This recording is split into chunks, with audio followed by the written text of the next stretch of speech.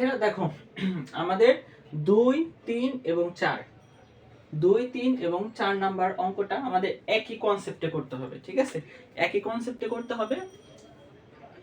এখানে দিয়ে দিয়েছে এ বি সি, এই তিনটা পয়েন্ট সমরেখ। বলছে এই তিনটা পয়েন্ট একই রেখার উপরে থাকবে। ধরো এইখানে এ, এইখানে বি, এইখানে সি, এরকম থাকতে পারে এ বি সি, বা যেখানেই থাকুক, এদিকেও থাকতে পারে, যেদিকেই থাকুক। তবে বলছে তারা এই তিনটা রেখা এই তিনটা বিন্দু একই রেখার ভিতর দিয়ে যাবে, এর নামই হচ্ছে সমরেখ। মানে তিনটা বিন্দুই একটা রেখার ভিতর দিয়ে যাচ্ছে। এরকম থাকতে পারতো এখানে এ বি সি, যেভাবেই থাকুক একটা রেখার উপরে এ বি এবং সি থাকবে।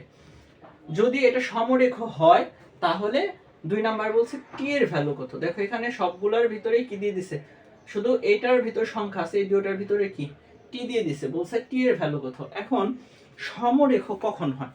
তিনটা বিন্দু সমরেখ এটা কখন হবে?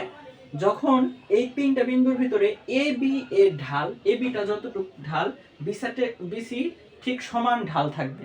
তার মানে এ বি এর ঢাল এবং বিসি এর ঢাল যদি সমান হয় তবেই আমরা তিনটা বিন্দুকে কি করতে পারবো, সমরেখ বলতে পারবো। তো সেই কনসেপ্ট নিয়ে যদি আগাই, এখানে 2 নম্বরে বলছে কি এ বি সি তিনটা পয়েন্ট দিয়ে দিছে, এই তিনটা পয়েন্ট যদি সমরেখ হয় তাহলে টি এর ভ্যালু কত সেটাই আমাদের কাছে জানতে চাইছে। তাহলে চলো আমাদের কনসেপ্ট অনুযায়ী আগানো যাক। আমরা কি করব,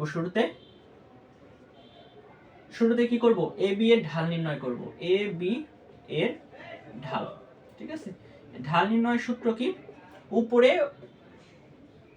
কি করতে হয়, y1 y2, আবার কি x1 x2। তাহলে দেখো এ বি এর ক্ষেত্রে এখানে কি, এটা কি y, এটাও কি y, এটা x, এটাও কি x। তাহলে y দুইটার বিয়োগফল, এখানে কি আছে 1 মাইনাস, এখানে কি আছে 4, আবার এখানে কি আছে x এর ক্ষেত্রে t মাইনাস 2। আশা করি বুঝতে পারছো। এখানে দেখো কি আছে -3, আর এখানে কি পাওয়া যায় 2x 2, সরি t 2। এরপরে আমরা কি করব, বিসি এর ঢালটা বের করব। বিসি এর ঢাল একই রকম ভাবে একই সূত্র অ্যাপ্লাই করে আমরা করতে পারি। বিসি এর ঢাল, তো এখানে আর ওই xy সূত্রটা না লিখলাম, সরাসরি মানটা বসাই দিই। এখানে দেখো কি আছে, বিসি যখন ধরবা তুমি, আবারও এটা কি xy না, তাহলে y এর বিয়োগফল, তাহলে এটা কি y1, সরি এটা হচ্ছে y1 মাইনাস y2 t, আবার এটা কি x1 মাইনাস x2 1। তাহলে 2 থেকে 1 বিয়োগ করলে কি 1, নিচে 1 না দিলেও হতো, সমস্যা নেই, দিয়ে দিছি। এখানে কি থাকে, বিয়োগ করা যায় না তো। তাহলে আমরা এ বি এর ঢাল এবং বিসি এর ঢাল বের করছি, তাই তো? এখন এ আমাদের বলছিল এটা সমরেখ। সমরেখ কখন হয়? যখন এ বি এর ঢাল এবং বিসি এর ঢাল কি হয়, সমান হয়। তাহলে আমরা সেটা লিখি, এ বি সি বিন্দু, এটা কিন্তু এটা নিচে লিখবা, ঠিক আছে? আমার এখানে নিচে জায়গা কম ছিল দেখে আমি সাইডে লিখতেছি। বিন্দু তিনটি সমরেখ হবে যদি এ বি এর ঢাল এবং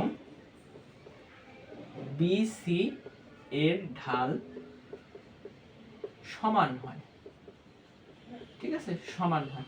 তাহলে সেই কনসেপ্ট অনুযায়ী আগাই। তাহলে শর্ত মতে কি দাঁড়ায় বলো তো দেখি। শর্ত মতে এ বি এর ঢাল কোনটা, এটা -3 বাই হচ্ছে t 2 সমান কি বিসি এর ঢাল, বিসি এর ঢাল কি 4 - t বাই 1, ঠিক আছে? এখন দেখো আমাদের বীজগাণিতিক নিয়মে আমরা কি করতে পারি, আর গুণন করে দিতে পারি, t 2 গুণ 4 - t, আবার এটার সাথে এটা গুণ করলে কি -3। এখানে দেখো আমাদের কি করতে হবে, দুইটা পাশাপাশি আছে, গুণ করে দিই।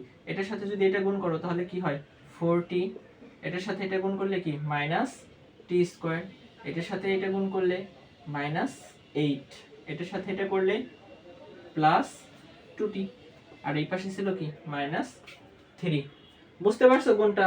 এটার সাথে এটা, প্রথমে t এর সাথে 4, তারপর t এর সাথে t, টি এর সাথে টি যখন গুণ করছো তখন এটা কি হবে, টি স্কয়ার হবে, টি গুণ টি তাহলে কি টি স্কয়ার, এটার সাথে এটা করলে কি -8, এটার সাথে এটা করলে +2t। এরপরে দেখো সব সংখ্যাগুলো এক পাশে নিয়ে আসি, 4t - t স্কয়ার প্লাস হচ্ছে 2t প্লাস 3, এই পাশে 0 করে দিলাম। এখন সবগুলো যোগ বিয়োগ করো, আর টি স্কয়ারটা সামনে রাখো, হ্যাঁ টি স্কয়ারটা সামনে রাখো, মাইনাস টি স্কয়ার 4t 2t মোট মিলে কত 6t, -8 প্লাস 3 তাহলে কি -5 = 0। এখন মাইনাসটাকে যদি আমরা কমন নিই তাহলে কি হবে বলো তো দেখি, টি স্কয়ার - 6t প্লাস 5 = 0। এখন টি স্কয়ার - 6t প্লাস 5 = 0, এটা আমাদের আসছে, ঠিক আছে। এখন এই শেপে আসার পরে যারা আমরা বীজগণিত বুঝি তারা অলরেডি মাথায় চলে আসছে কি করতে হবে, ঠিক আছে। এখানে আমরা জাস্ট শুধু মিডল ব্রেকটা করে দিব, মিডল ব্রেকটা করে দিয়ে তারপরে হয় অথবা করে আমরা টির মানটা নিয়ে আসতে পারি। তাহলে এখানে মিডল ব্রেক করো যদি, তাহলে কি হবে বলো তো দেখি, টি স্কয়ার মাইনাস 5t মাইনাস টি প্লাস 5, ঠিক আছে, -5t মাইনাস টি সমান কি 6t। আবার এখানে 1 কিছু নাই মানে কি 1 আছে, 1 আর 5 গুণ করলে কি +5 হয়। তো মিডল ব্রেকের নিয়ম অনুসারে এখান থেকে যদি আমি কমন নেই তাহলে কি হবে বলো তো দেখি, t কমন গেলে t -5, এখান থেকে যদি আমি 1টাকে -1টাকে কমন নিই t -5। আশা করি বুঝতে পারতেছো, হ্যাঁ। এখন এই দুইটার ভিতর থেকে একটা নিব t -5, আর অবশিষ্ট যা আছে সেটা নিব t -1, ঠিক আছে। এই পর্যন্ত বুঝছো সবাই। এখন এই পর্যন্ত হওয়ার পর মিডল ব্রেক করার পরে কি করতে হয়, সিম্পলি তোমার হয় অথবা করতে হবে। তাহলে দেখো এই পার্টের পরে এখানে যা লিখতেছি সেটা তোমরা খাতায় লিখবা, প্রথমে এই অংশটুকু তারপর এই অংশটুকু, এখন হয় অথবা। হয় কি t -5 = 0, t = 5, অথবা t -1 = 0, t = 1। আশা করি বুঝতে পারছো সবাই, ঠিক আছে। তাহলে t এর ভ্যালু কত হলো, সুতরাং t = 5 1, দ্যাট ইজ आंसर। তাহলে এরকম যদি তিনটা বিন্দু দিয়ে দেয় এবং তিনটা বিন্দুর যদি বলে সমরেখ, তাহলে অবশ্যই কি করতে হবে, এদের ঢালদ্বয় বের করে ঢালদ্বয় সমান, ঢালদ্বয় সমান না হলে সেটা সমরেখ হইতে পারে না। তো সেই কনসেপ্ট থেকে আমরা করে ফেললাম। তাহলে টি এর মান কত বের হয়েছে 5 1। দেখো নেক্সট অঙ্কে যাওয়া যাক। দেখো তোমাদের 3 নাম্বার যে নেক্সট অঙ্কটা দুইটা করলাম, এখন 3-এ বলছে এ বি সি তিনটা পয়েন্ট দিয়ে দিছে অলরেডি, ওখানে কিন্তু একটা অজ্ঞাত রাশি ছিল টি, কিন্তু এখানে দিয়ে দিছে এ বি সি এবং বলছে যে দেখাও যে এ বি সি তিনটা পয়েন্ট সমরেখ একই রেখার উপরে থাকে। তাহলে আমাদের সেই কনসেপ্ট অনুযায়ী কি করতে হবে, এ বি এর ঢাল এবং বি সি এর ঢাল বের করতে হবে। যদি এ বি এর ঢাল এবং বি সি এর ঢাল সমান হয় তাহলে আমরা কি করতে পারবো, বলতে পারবো যে এটা সমরেখ, এটা ওইটার থেকেও ছোট, ঠিক আছে, জাস্ট ঢাল বের করলেই হবে।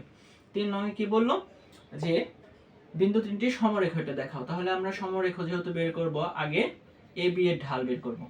এ বি এর ঢাল, এ বি এর ঢাল হচ্ছে, ঢাল কি তোমরা সবাই জানো, ইতিমধ্যে শিখে ফেলছো। উপরে হচ্ছে ওয়াই এর বিয়োগফল -2, আর নিচে হচ্ছে এক্স এর বিয়োগফল 0 -4। তাহলে এখানে কত হয় -3 + 2 -4, এখানে হচ্ছে -1 -4, তাহলে মাইনাস মাইনাস বাদ দিলে 1/4। এখন আমরা বিসি এর ঢাল বের করব, ঠিক আছে। বিসি এর ঢাল, বিসি এর ঢাল কত, বিসি এর ঢাল বের করতে গেলে -2 -1, আবার এখানে কি বলো -4 -16, -3 -12, এটা দিয়ে যদি কাটো তাহলে কি হয় 1/4 হয়। দেখো এখানে এ বি এর ঢাল এবং বিসি এর ঢাল সমান হয়েছে। যেহেতু এ বি এর ঢাল এবং বিসি এর ঢাল সমান, তাহলে আমরা কি বলতে পারি, এ বি সি বিন্দু তিনটি একই রেখার উপর বা সমরেখ, ঠিক আছে। যেহেতু এ বি এর ঢাল সমান বিসি এর ঢাল, সেহেতু এ বি সি বিন্দু তিনটি সমরেখ বা একই রেখার উপর অবস্থিত। আশা করি বুঝতে পারছো, এটা ওইটার থেকেও দুইয়ের থেকেও তিনটা কি শর্ট। এখন আমাদের নেক্সট অঙ্কে 4 নম্বরে কি বলছে দেখো, 4 নম্বরে বলছে এ বি সি এই তিনটা যদি সমরেখ হয় তাহলে টি এর সম্ভাব্য মান, মানে টি এর মানটা বের করতে বলছে, ঠিক আছে? তাহলে সেম আগেরটার মতো 2 নাম্বারটা যে করছো না তোমরা, সেই 2 নাম্বারের মতো 4 নাম্বারটা আগে কি করব, আমরা এ বি এর ঢাল বের করব, তারপর বি সি এর ঢাল বের করব, তারপর শর্তমতে দিয়ে দুইটা ঢাল সমান রেখে তারপরে কি সমাধান করে টি এর মানটা নিয়ে আসবো। চলো করা যাক, এখান থেকে শুরু করি 4 নাম্বারটা। হ্যাঁ, 4 কি বলছে, এ বি সি সমরেখ হলে টি এর সম্ভাব্য মান নির্ণয় করতে বলছে। তাহলে আগে কি করব, আমরা এ বি এর ঢালটা বের করব। এ বি এর ঢাল, এ বি এর ঢাল -1 -2, এই যে এটা y মাইনাস হচ্ছে এই y, আবার এখানে x মাইনাস হচ্ছে কি x, ঠিক আছে? তাহলে -3 1 - t, বুঝতেছো? এখানে আর কিছু করা যায় না, ঠিক আছে? যতটুকু করা যায় ততটুকু রেখে দাও। তারপরে এখানে দেখো বিসি এর ঢাল, বিসি এর ঢাল, বিসি এর ঢালটা বের করি। বিসি এর ক্ষেত্রে এটা y এটা y, তাহলে 3 সরি এটা তো 2 দেওয়া, তাহলে 2 - t + 3, আবার এখানে কি দেওয়া আছে x এরটা t square, t - t square. এটাকে যদি করো তাহলে কি হবে, t ব্র্যাকেটের আগে মাইনাস থাকলে কি ব্র্যাকেটের ভিতরে চিহ্নগুলো পরিবর্তন হয়ে যায়, t - t স্কয়ার। তাহলে এখানে কি হচ্ছে বলো তো দেখি, -t আর হচ্ছে -1 t - t স্কয়ার। আশা করি বুঝতে পারতেছো। এখন যেহেতু তারা বলে দিছে এই তিনটা বিন্দু সমরেখ, তাহলে আমরা কি করব, এটা শর্তমতে দিয়ে সমান লিখতে পারি, ঢাল দ্বয় সমান। তাহলে শর্তমতে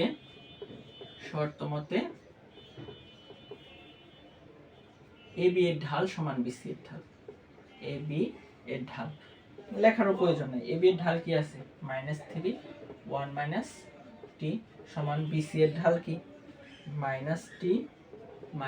1 t - t স্কয়ার। বুঝতে পারতেছো তো? তাহলে এখন আমরা আগের মতো আর গুণ করে দিই, -1 t আর হচ্ছে -t - 1, ঠিক আছে?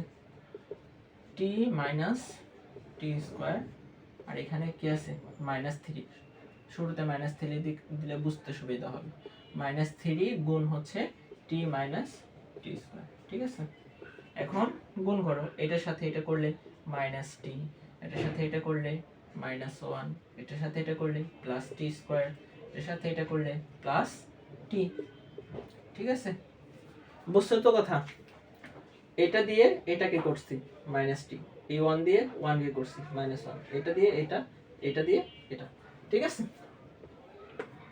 এখন দেখো এটা গুণ করব, এটা দিয়ে প্রথমে এটাকে গুণ করো -3t, আবার এটা দিয়ে এটাকে গুণ করো, মাইনাস মাইনাসে কি +3t স্কয়ার।